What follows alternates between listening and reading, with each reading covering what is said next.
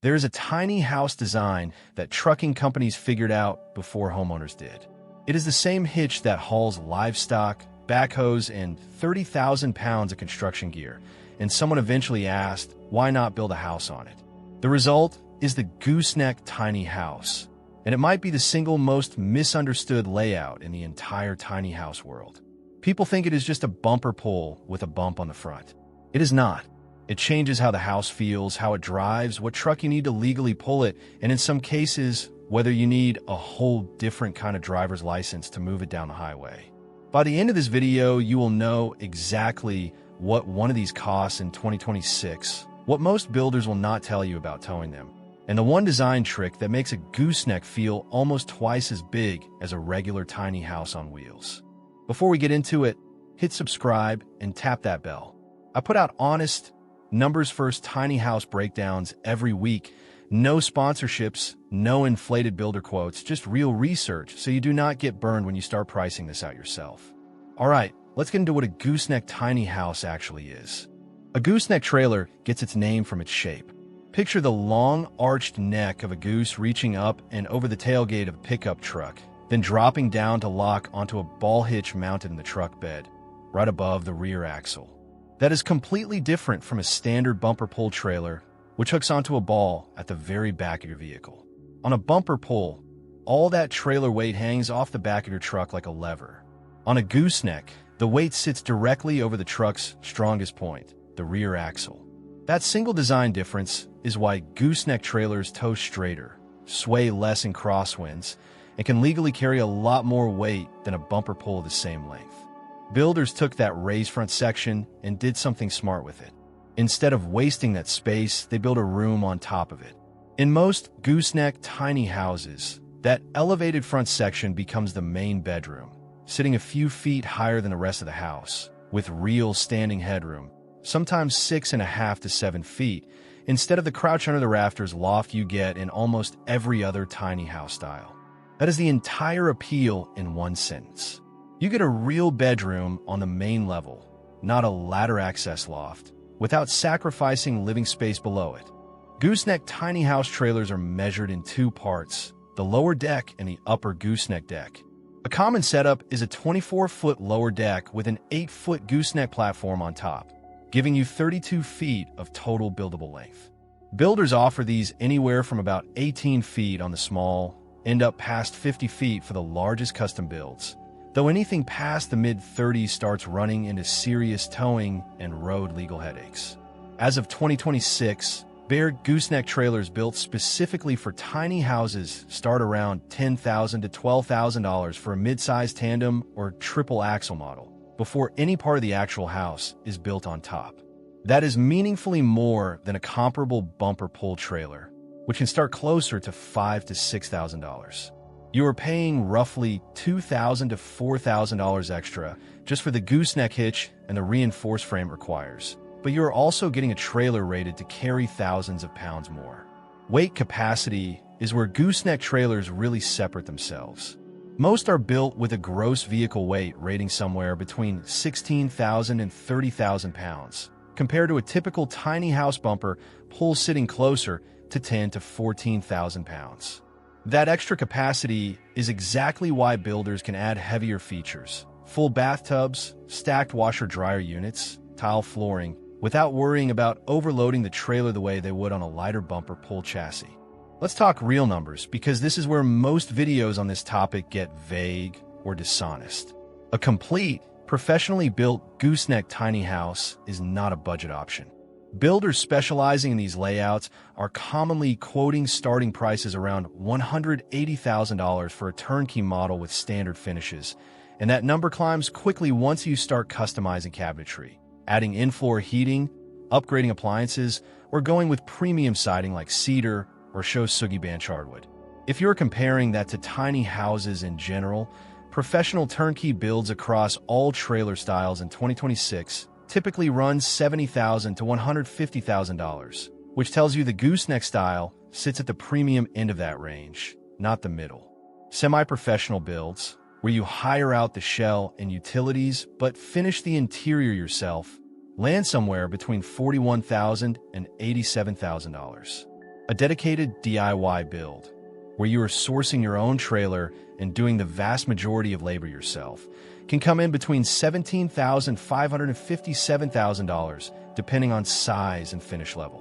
One documented DIY gooseneck build came in around $45,000 total and was appraised at roughly double that once finished, which is a great outcome, but also took years of sweat equity most people underestimate going in.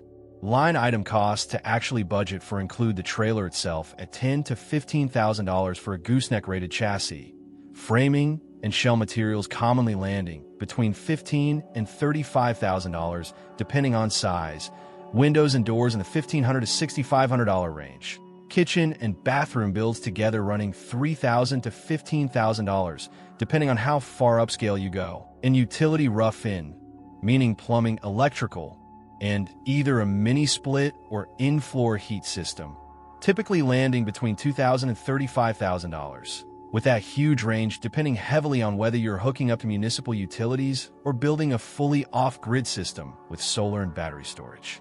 On top of all of that, budget $500 to $3,000 for permits, depending on your state and county, and $500 to $1,500 a year for insurance once it is built. Here is the part that catches almost everyone off guard, and it is the reason I think a lot of people should not buy a gooseneck tiny house without doing serious homework first. You cannot tow one of these with just any truck.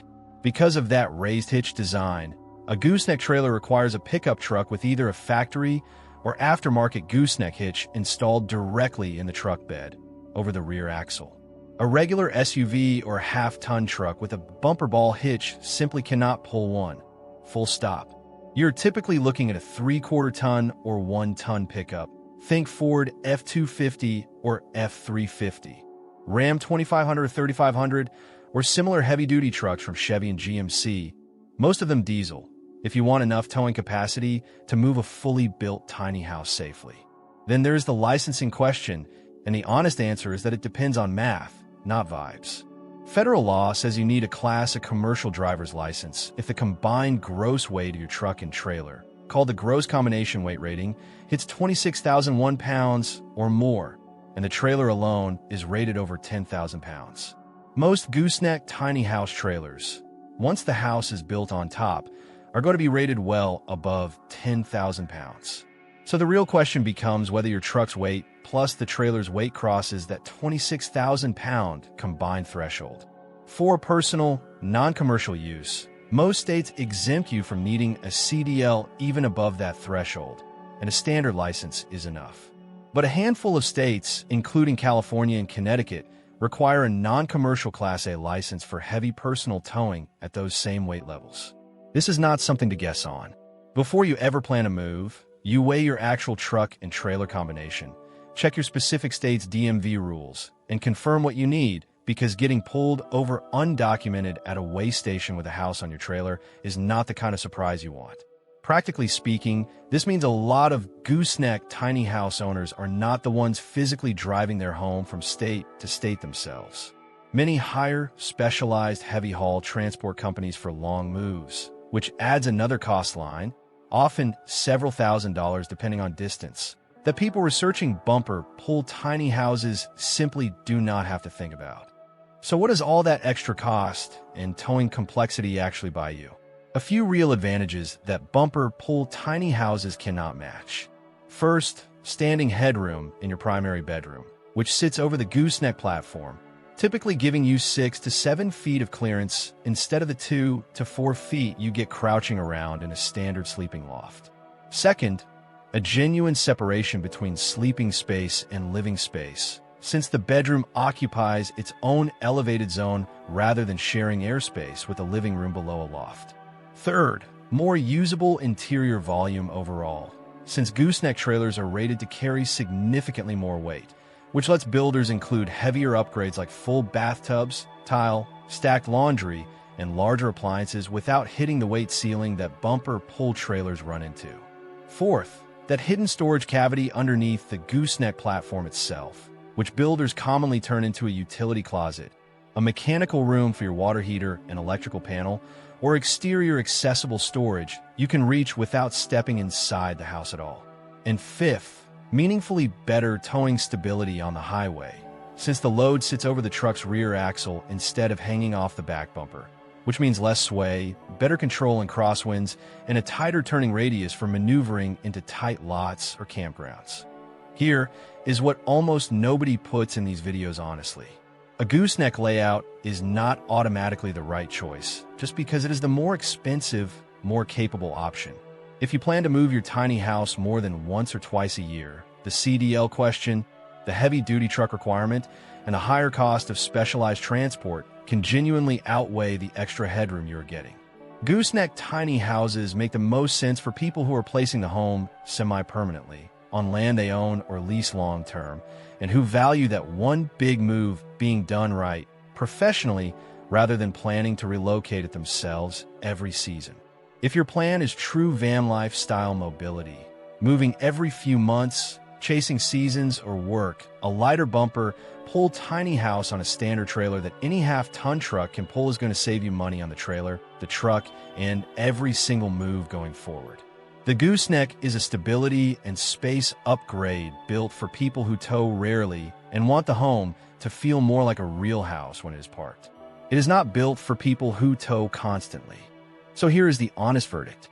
A gooseneck tiny house gives you real, standing headroom in an actual bedroom, better highway stability, more usable weight capacity for nicer finishes, and a design that genuinely feels bigger than its footprint suggests. But you're paying a premium for it, both in the build cost, typically starting around $180,000 for a professional turnkey build, and in the towing requirements, since you need a heavy-duty pickup and possibly a special license depending on your state and your actual combined weight. If you're placing this home once and living in it long-term, that trade-off makes a lot of sense. If you're planning to move constantly, it might not be the layout for you.